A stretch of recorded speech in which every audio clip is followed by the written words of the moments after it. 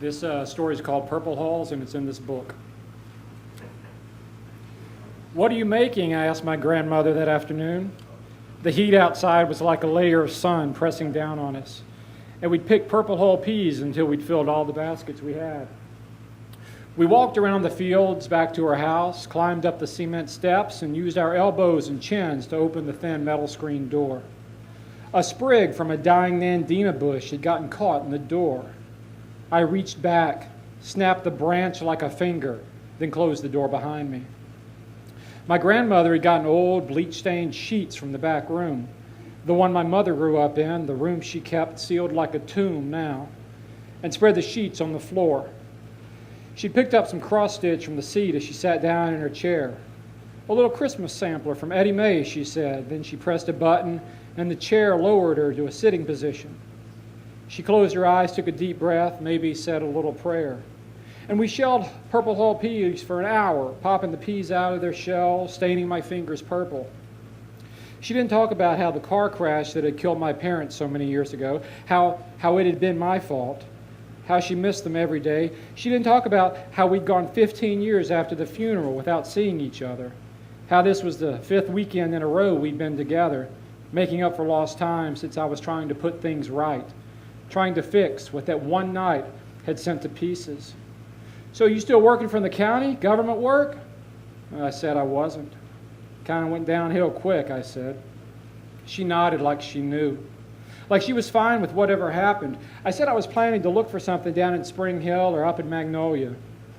She didn't talk about the letters on her kitchen table behind me, the ones that said she was in default, past due. She didn't talk about the reverse mortgage or the bad investments or the man at the bank.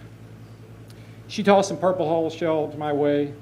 "You got to get them before they go full purple or they're too tough," she said. "Don't let them dry on the vine. You snap them right off." I said, "Okay." "There's a sweet spot," she said, "a couple of days when they're just right. You keep at it, you'll learn." But I wouldn't learn. That's not the way things worked out. She turned on the radio and we listened to a replay of a show at the Louisiana Hayride. They were talking about a guitar player, a retrospective. Local boy made good, James Burton. I didn't recognize the name. "That Burton boy," my grandmother said, "had a talent. Played with Elvis Presley, Ricky Nelson too." I was running out of peas, so I pulled some from her basket. "Made music with his hands," she said. "Work with your hands, Roy. It's the best thing for a young man like you. Make something of yourself." She wasn't talking to me anymore. She was just talking. I stood up and got us some sweet tea from a heavy pitcher. It boiled the water until it had soaked up all the sugar, all the sweetness it could handle. The hotter it gets, the more sweet it holds up to a point, and then it all falls apart. I looked at a framed picture she'd nailed to the wall, a faded square Kodak photograph from the early 70s. Me and my mom and dad all covered in sweat and pasted with dirt from cleaning up the storage barn in the back.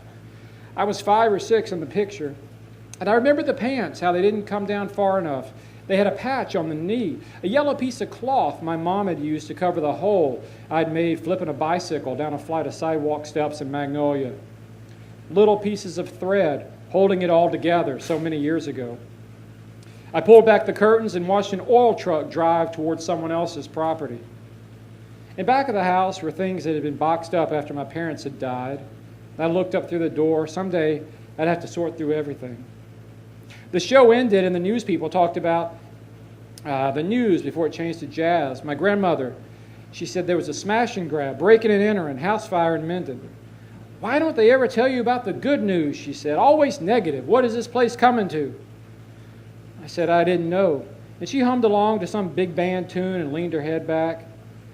I pulled the sheet outside and cleaned up the holes, put the peas away for her while she fell asleep in the chair. And I sorted through her mail, shut the window to keep her safe. I put one of the bank letters in my pocket. I made a little noise moving a chair to wake her up, then walked across the room to kiss her goodbye.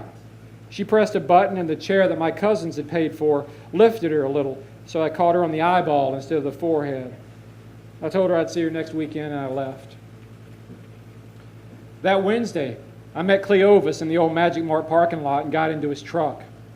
I asked if he was still cool with the plan, and he said he was. "But you know this won't fix anything," he said.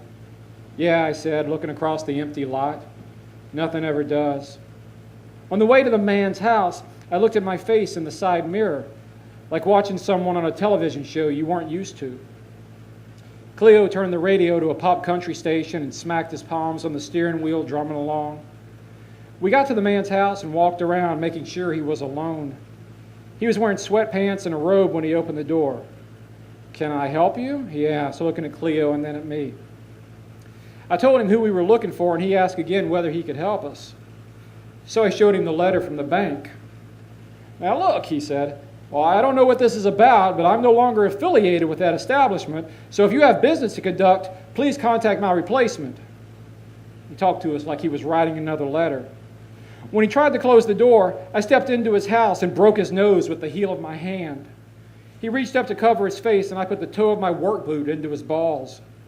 Cleo closed the door behind us as the man hit the floor and tried crawling backward. But he wasn't fast enough. Cleo locked the door and turned off the porch light. I talked to the man for a few minutes about his job, about how it was wrong of him to deal with people the way he was, how people can only take so much until they have to do something. He said something about the entire industry being in turmoil, about derivatives, regulations, cash flow. And I thought about what my grandmother had said about James Burton, about making something with my hands.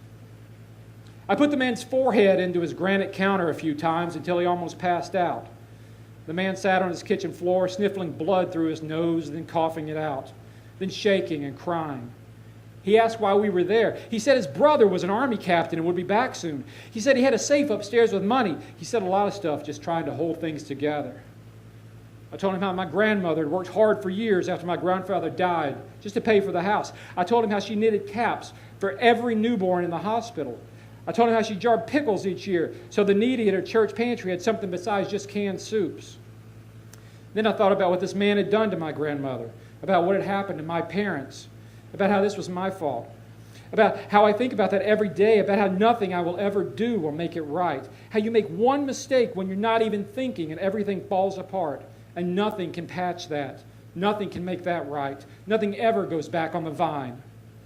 I looked down at the man spilling blood and spit onto the kitchen tiles, and Cleo picked him up off the floor. I pulled a chair from the dining room table and helped tie the man to it. Then I thought about making things with my hands, the making, the unmaking,